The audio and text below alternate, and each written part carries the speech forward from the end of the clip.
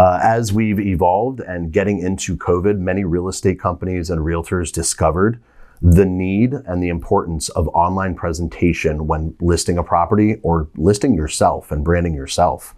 It is of the utmost importance. So something that has become more and more prevalent now is the high quality photography, the drone photography, the 3D Matterport tours. You have to make the customer feel like they are sitting within the home from their home now and really immerse them in.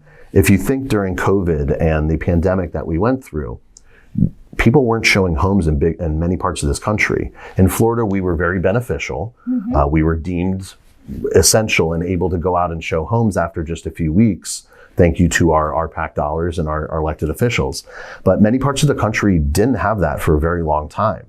And agents were kind of relished to stay at their home and try and sell another home from not in that home while someone else couldn't walk in the home. Mm-hmm. So Matterports, 3Ds, drones, even the VR headsets became big selling tools that were absolute necessities and requirements. But oops, we spoiled the consumer. Now they expect this. This has become the baseline where you must have high quality imagery, high resolution photography. You must be able to present not only a property, but yourself and your business and your value proposition to someone on the other side of the world through the click of a button.